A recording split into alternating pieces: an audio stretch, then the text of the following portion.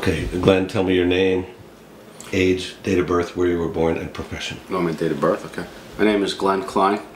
I was born in Brooklyn, New York. My date of birth is August 13th, 1958. I'm 52 years old right now, and I'm retired from the New York City Police Department's Emergency Service Unit.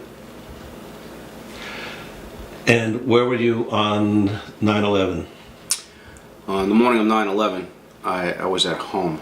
I was normally assigned to a midnight shift, which is actually 11:30 to 8:05 in the morning. My shift was changed that day because I was a PBA delegate and we had a meeting with our commanding officer, so I was scheduled to do a 4 to 12. Otherwise, I would have been on my way home when the attack on the towers happened. However, I was at home and I got a call from a friend of mine who told me a plane just crashed into the World Trade Center. And this friend of mine was a jokester, and I didn't believe him at first because it was a beautiful, clear day. I didn't think there was any way a plane would be able to crash into the World Trade Center on such a beautiful day. And he said, "No, I'm not kidding around, put on the TV." I flipped on the TV right away, and immediately I saw the picture of the first plane that had hit the tower. With that, I got dressed and I jumped into my car. I was living in Levittown, Long Island at the time, and I hit the Northern State Parkway and headed into work. I was working out of Truck 10, which is out of the 109 precinct in Flushing, Queens. And as I was driving on the Northern State Parkway, I was probably doing close to 100 miles an hour, and a state trooper came alongside of me.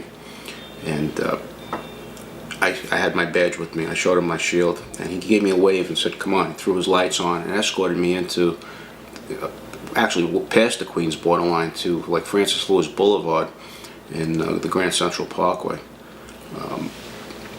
From there, I went to my quarters, which is out of the 109 precinct, and I met up with a couple of other police officers that also came in from home. And I was a senior man at the time, so I suggested that before we run into Manhattan, we load a couple of vehicles up with equipment that we might need, and that is what we did. We filled about 3 or 4 vehicles up with not a lot of equipment, but just the stuff that we thought would be necessary. Cutting tools, ropes, in case we had to do some rope rescues. We even put in our tactical gear because we had no idea what was going on in Manhattan. We didn't know if there were going to be terrorists on the street or not. So we brought our vests, helmets, and weapons. We got into Manhattan. This first tower had already collapsed. When we got into Manhattan, the second tower didn't collapse as of yet. It was a few minutes after we got in that the second tower had come down, but we were at the foot of the Brooklyn Bridge over by City Hall, so we were far enough away not to get caught in the collapse. But we did get caught in the dust cloud. Being in the emergency service unit, which is a SWAT team, in case people don't know what that is, we carry gas masks because we disperse tear gas in hostage situations, and I had put on my gas mask when that cloud came at us. I attribute that probably to the reason why I'm not as sick as a lot of the other people who were caught in the dust cloud that day. I was very lucky. I was lucky that I had that gas mask with me. At that time, we confronted a gentleman who came up to us and told us that there was an injured police officer down the block, and he said, "It's one of your guys from ESU." So I sent 2 guys down there to check out what was going on, and there was a police officer who was actually caught in the collapse of the building, and he was covered with debris from head to toe, and he was having trouble breathing. So we administered first aid and oxygen. We put him in our vehicle with the air conditioner on, and then we got EMS for him. We keep going. Right, and so how long did you stay? You were right at the scene of the collapsed towers at that point. You were right there. Correct. And so how long did you stay there and work for the first day? We were relieved at about 2 a.m. in the morning. Our supervisors felt that we had been there long enough and we should take a break. So we were told over the radios to meet at a specific location where we were given instructions to go back to our command, go home, take a shower, see your family, and be back again the next morning. So there really wasn't much turnaround time in between. That's what we did. We came back early the next morning. And you continued to work there for how long? I worked there on a steady basis for the first couple of months. Then I was pulled out of there for about 2 or 3 weeks to be part of the hazmat team, because we were getting the anthrax jobs at the same time. And I'm a certified hazmat specialist, so my partner and I were called out of there for a couple of weeks, and then we requested to go back again because we knew our brother officers were trapped in that rubble and we wanted to be there to get them out. So I worked there in all told probably about 800 hours, or maybe even more than that. I was there when the last beam was removed in June. What was your reaction when you got to Ground Zero and you saw what it was like? What did you think? How did you feel? A lot of people ask me, were you afraid? And, you know, I probably was, but my adrenaline and everybody else who worked down there, their adrenaline took over at that time. It's hard to explain. I realized the scope and the magnitude of what had happened, but I was so focused on trying to help people and find people that were still alive that I really didn't have time to absorb it all until later on. As time went on and I kept going back there, I would say to my partner, this place isn't going to get cleaned out for 2 years. There's no way. To me, it's still remarkable what a job the construction guys did to get that place cleaned out. So did you find any survivors when you were there, or did you just find bodies or body parts? And when we first got there that morning, we were given several different assignments by our supervisors, and one of them was to go around the outer perimeter and see if we could find any survivors or bodies, and that's what we did. And I remember specifically finding a foot that was in a shoe. We did not find any survivors. Another crew of ESU police officers had found Sergeant McLaughlin and the police officer that were buried in the rubble, and we went over to help them to see if they would need a hand getting them out. And as any good ESU officer would do, they said, "No, we'll take care of it. We started it. We'll get them out." So we stood by and we handed them in equipment and stuff like that in case they needed it. But it took quite a while for them to get them out. So all in all, it was a pretty hellish experience, you would say. Yeah, absolutely. It would probably be the best way to explain it. I mean, the heat there were still flames coming out, and the heat, as you got closer, you could feel it. You couldn't get in so many areas. You just couldn't get close. The debris was still flying through the air. The dust. Did you start to feel any symptoms or any cough or any reaction to things that were in the air while you were still there? I think all of us were choking at one point or another, but the one specific thing I remember is getting my eyes flushed out by some of the medical teams that were down there numerous times throughout the course of the day. It was extremely irritating to your eyes. They had eye wash stations set up all around, and that I'll never forget, because when I went home, my eyes, I'd never seen, they looked like they were bleeding. And again, the coughing, yeah. But you know, we never really thought about long-term effects. It never really crossed my mind. We started wearing respirators as time went on, only to find out that they were the wrong respirators, that they didn't filter out the small particles. A few weeks in, we finally got the right equipment. Plus the EPA had said that the air was safe to breathe. Yes. Our first temporary headquarters was at Stuyvesant High School, and one morning when I was there, the EPA was actually in there with air monitoring equipment, and being the hazmat guy that I was, I went up to one of the gentlemen and I asked him what the air quality was, and I can't quote word for word, but he said, "It's nothing to worry about, it's okay." And we were lied to. Right, so it wasn't just the EPA administrator, it was people in the field. Right. Now, after you stopped working at Ground Zero, you continued as a police officer in NYPD ESU, doing your regular job, right? That's correct. So how long was it before you started to feel like you couldn't do the work? Because what started to bother you that you felt sick and you were having trouble? Mine started with gastrointestinal problems. I had got a bacteria which is called H. pylori, where they had to put me on heavy-duty antibiotics for about 2 weeks. And from there, in 2000, that was about 2003 when I retired.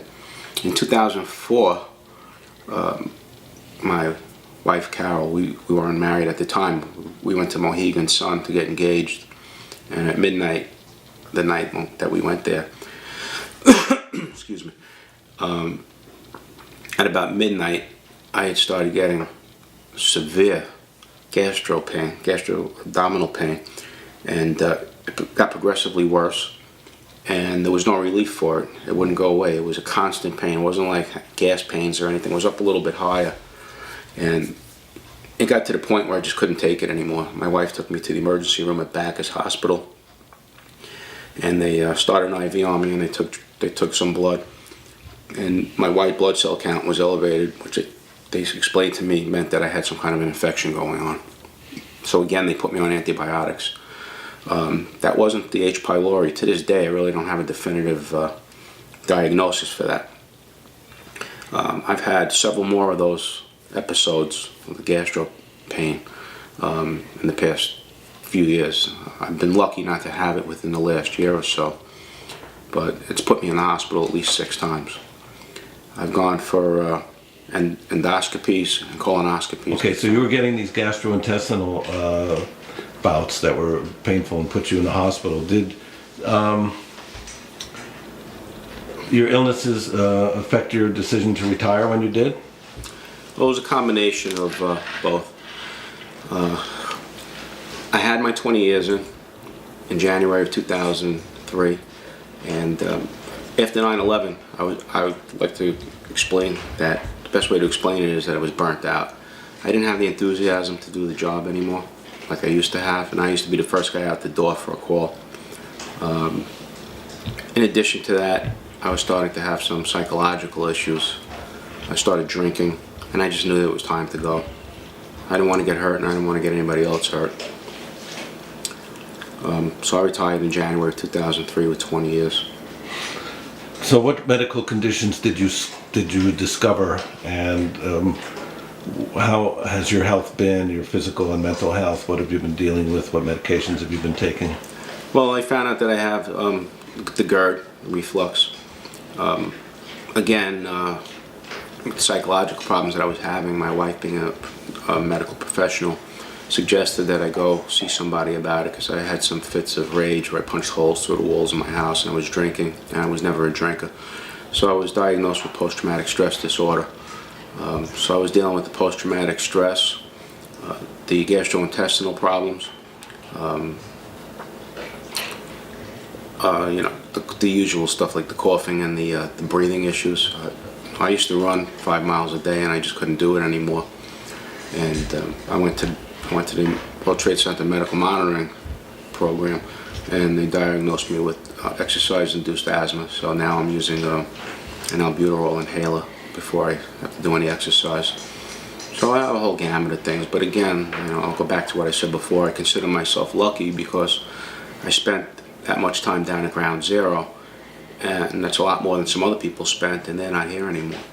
So I count my blessings every day.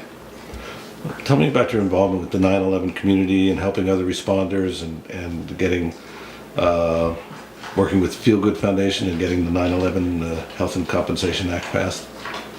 Well, when I was suffering from the post-traumatic stress, I went online one day and I was looking for a foundation of peers, and the Feel Good Foundation popped up, and I typed John Feel a quick email, and within 2 minutes he called me. And I explained to him that I was looking to help other police officers, and I was thinking about starting my own foundation. And he asked me to come on board with him. It would be easier than starting my own foundation. and it's about 5 years ago. John made me a board member, and we were pretty instrumental in getting the Zadroga bill passed. We spent the last 4 years of our lives traveling back and forth to Washington, D.C. and staying overnight, and we never gave up the fight. We knew that there were a lot of other people out there that were sicker than we were and needed support, needed help financially, and we weren't going to take no for an answer, and we did it, and we got the bill passed.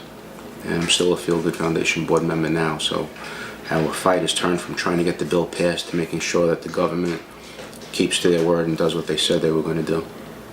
So our job isn't over yet. Right, that's the next challenge, implementation Right. and getting everything done. So despite what you've been through, are you optimistic about yourself? Do you feel like your health problems are under control? Do you think your life can improve or be stable, or My life is pretty much stabilized right now. I'm still suffering from most of the conditions that I told you about, but we see every day and we hear every day about firefighters, police officers, and construction workers who are deathly sick, and even those who have died. We've lost almost 1,000 9/11 responders now since 9/11, and there isn't a day that goes by that I don't think about going to the doctor for whatever is ailing me at the time and being told you have cancer, because we see it on a daily basis, and it frightens me to death. right? Can you edit that out? I don't know. Well, I don't know whether I'll hear it or not. We'll see. Right. Well, we both know very well the horror of 9/11 and the ongoing results and the sickness and death. What are your feelings towards something that tends to get swept under the rugs with the passage of time? But what do you think about the original perpetrators of the crime, of this act of war against us? Well, for me, it's personal.